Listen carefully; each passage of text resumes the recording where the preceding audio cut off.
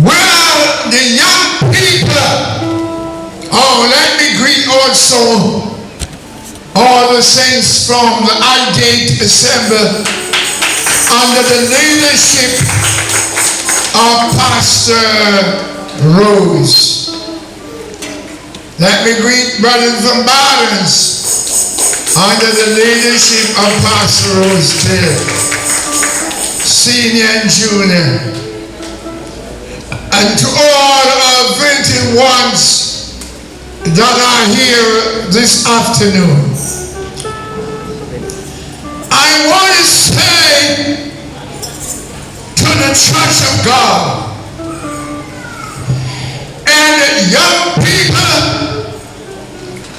that are now in the church, you have a topic that is very important. Hallelujah. The founder for this assembly has been passed away, and many more has passed away. And though the rapture is very near, I can pass away before the rapture. I hope anyhow God will allow me to live to see that rapture. Hallelujah. The word of God said in a mad age, a corrupt generation, a mad world, if sinners entice thee, consent thou not. It's a charge to you young people. I said the charge to the young people of the blessed Church of God. I'm not preaching, but I'm just cracking the board with you. Joseph was a young man. Potiphar's wife was a beautiful woman. But Joseph said, how must I do this and sin against my God? So much things to attract the young people today. Amen. Some will say after all, doing this and doing that is not nothing, because salvation doesn't make you prejudice. But we want to know the standard of the blessed Church of God. And anything less than what we have been taught, consent thou not. By me coming to church and a little from now, somebody will tell you, what religion are you belonging? You will say, well then, I belong to the Church of God of the Firstborn, 7th day, and we observe the Sabbath. They will say, no man, you don't need to keep any Sabbath anymore. That's a old time fashion. Consent thou not. Somebody will tell you, you can bless and eat anything. Consent thou not. Amen. So you are here training in the Church of God. Paul said to Timothy, a young bishop, you have been taught the words even from your youth. So I want to say to the young people of the blessed Church of God, Paul said to the church, I beseech you therefore, present your bodies a living sacrifice, holy and acceptable unto God. May God bless the young people that if we, the older folks, sleep before the rapture, you will stand fast in the liberty where Christ has set you free and be no more entangled in the yoke of bondage. May God bless the waiting church that if an angel from heaven bring in the gospel unto you, say that we are preached, let him be accursed. Back to the moderator. Praise the Lord. Praise the Lord. Thank you, Bishop, for our address. We'll have a selection by the mass choir.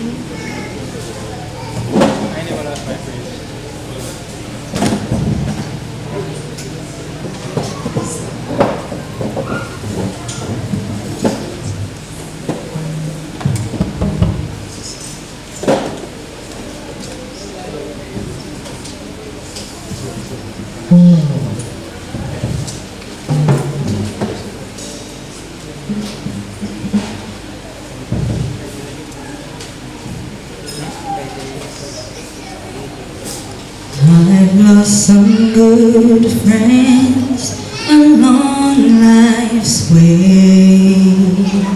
Some loved ones departed in heaven to stay. But thank God I didn't lose everything.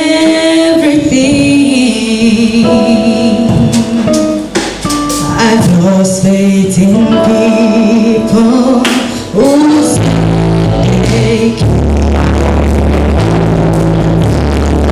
my God, they were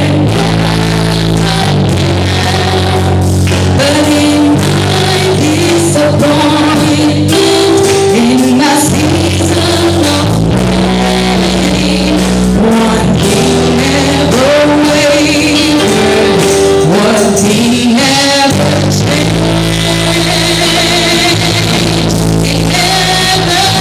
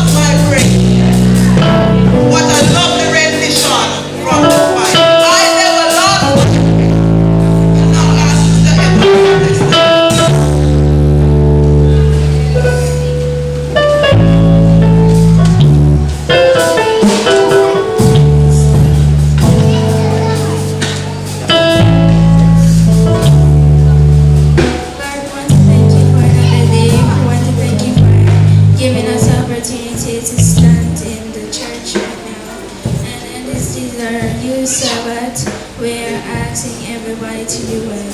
And as I collect the offering, I'm asking you to bless it and bless all those who gave an offering. I want to thank you all for coming and hope the Lord cover you all under His blood. In your name I pray. Amen.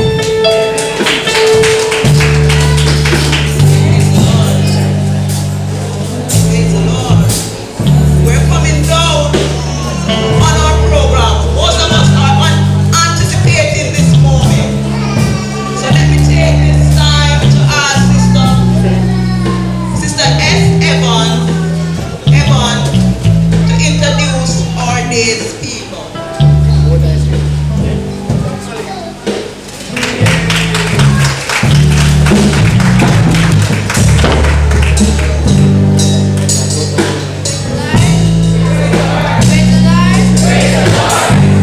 Man I am about to introduce is not only my brother, but my best friend. He is the son of Evangelist Evans and Missionary Evans, a student of the Caribbean Maritime University, a lover of musical worship. Like his father, he hopes to be able to be a servant in the Word. And today we pray that God will use him as a servant in bringing the Word. Please stand and let us receive Brother Stephan Evans in the care of the Holy Ghost.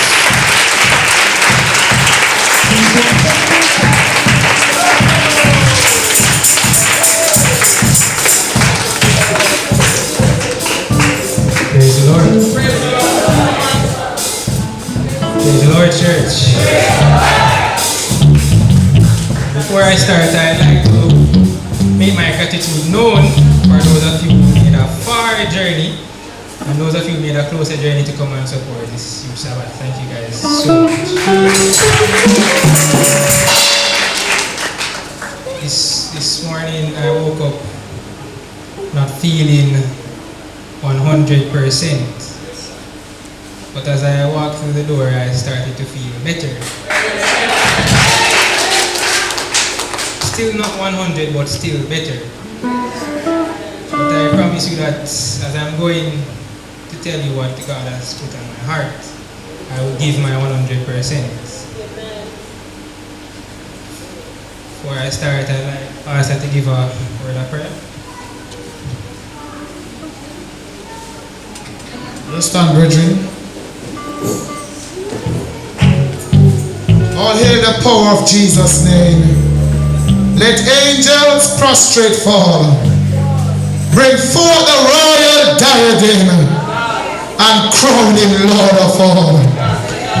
Eternal Father who art in heaven, hallowed be thy name, thy kingdom come. Father God, one more time we come before you. Eternal God, here is your manservant.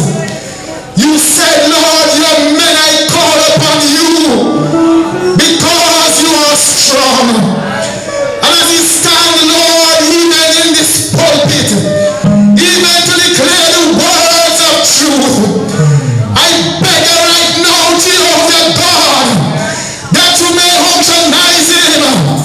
Let him speak not of himself, but let him speak as a divine oracles of thine. Eternal God, let your anointing flow. Lord Jesus, clear the atmosphere. Eternal God, breathe afresh upon him. Lord Jesus, we are depending upon you. Remember us, Lord, in a remarkable way. Eternal God, give him strength. Help us, my God, even to be receptive of your words. Father God, saturate this place with your holy anointing. Lord Jesus, I beg you right now, dear God, to take a life coal of the altar and place it upon his lips. And as he speak, gracious God, then our hearts will be richly blessed. Father God, I commit him in your hands. Bless us one and all. Take full control at this this moment as I leave everything entirely in your hands. In Jesus' name I pray. And the blessed church of God say, amen. Praise the Lord. Remain standing as we read the scripture. First Proverbs chapter 1 verse 10. My son, if sinners entice thee, consent thou not. Amen. Now, I don't know if the moderator somehow got in my notes, but you all heard the definition of the term consent and entice. But I'm going to give you a reminder. To consent.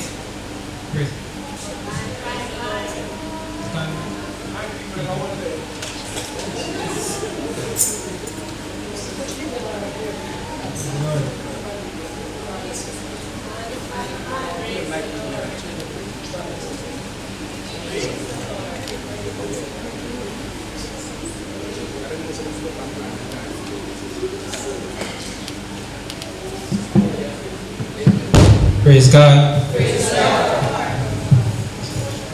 To consent means to give into, and to entice means to tempt.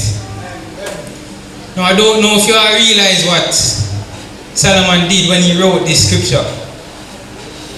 He basically told us the never-ending struggle between man and temptation. Give not in to temptation. Praise God. Now I want to know that temptation is not new to the children of God. It's been there from the beginning. Ever since Eve was in the garden and the serpent came to her and said, listen, if you eat of this fruit, you'll be like God. And that's where the fight began with man and temptation. Amen. But I want to give you another example. When the children of Israel, they walked out of captivity, I want to tell you that sometimes the people in your life, them say you and them come from far. They are the same ones that was set to bring you down.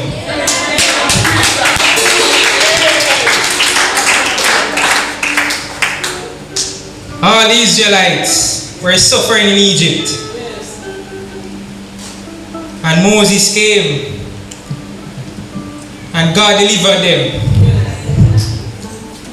Pastor Eva, you know those people, you and them are come from far in the struggles. But you know come through. But there's a spirit with them that just want to bring you down. So when Moses went up on the mount, and the children of Israel grew impatient, and them got to Aaron. Boy, Aaron, me and you come from far, you know. But we don't know what going for your brother up top. It might take too long.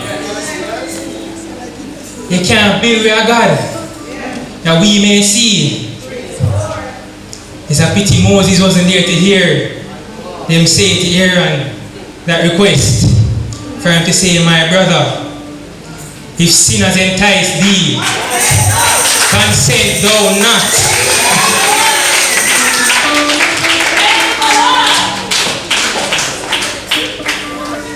But Aaron, he gave in to temptation. But I can tell you that after he saw the deed that he had did, he knows the right thing to do. You ever, in your mind, you know that this is wrong and this is right, but you still do it wrong, you feel disgusted in yourself.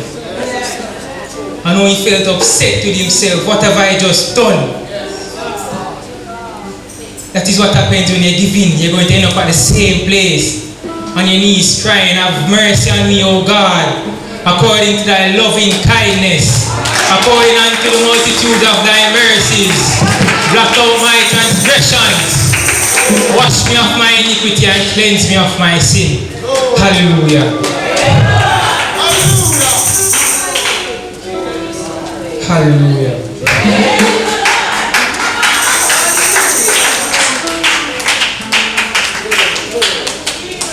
But I want to also tell you that sometimes it's not others who are set up to bring temptation upon you and tear you down. Would you believe me if I say sometimes you are the only person that is set up to bring yourself down?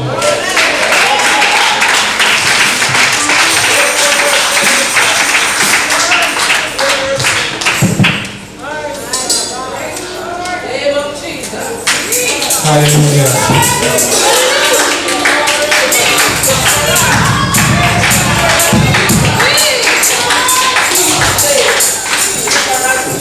There was a young man, son of Jesse, a king of Israel. His name was David. And whenever David went into battle, he always walked with God. So he was a strong man of God. But one day David decided to walk out. And he spotted a certain someone, the wife of his most trusted soldier.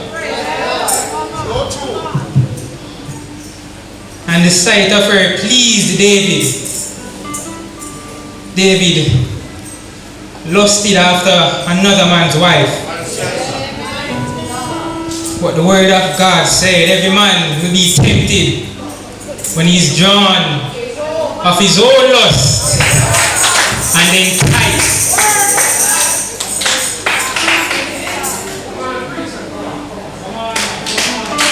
Hallelujah.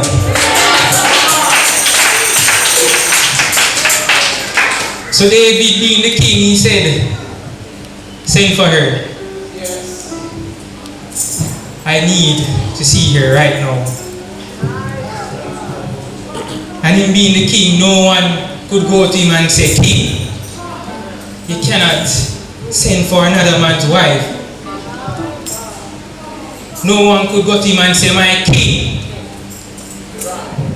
if you entice yourself, consent thou not. Hallelujah. Hallelujah, church of God.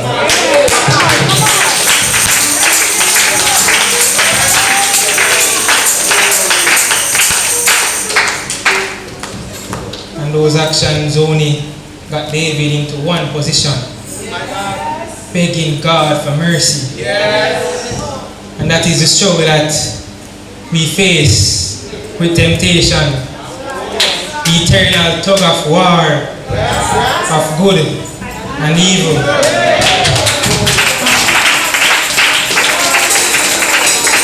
Praise God.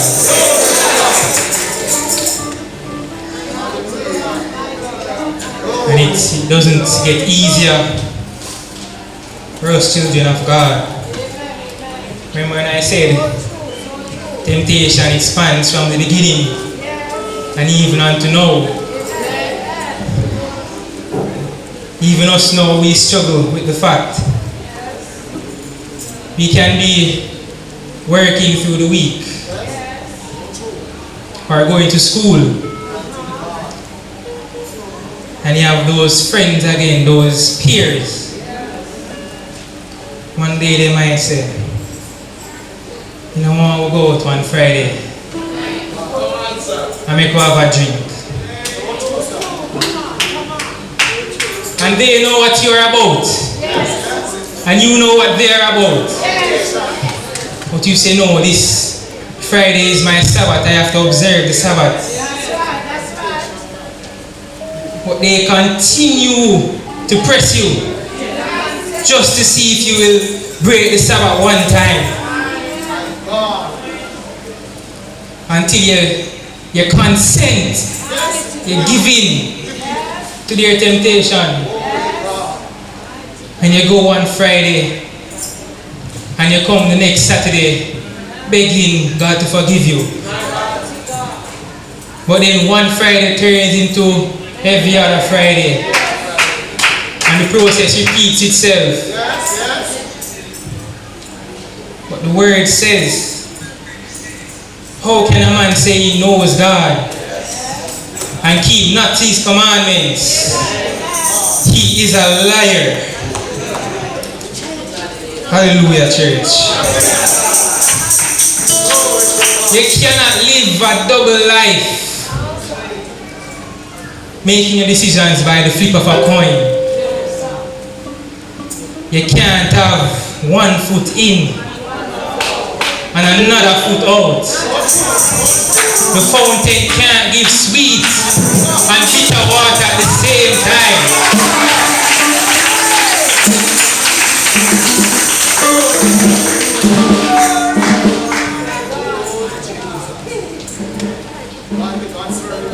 You need to remind yourself of what Solomon said.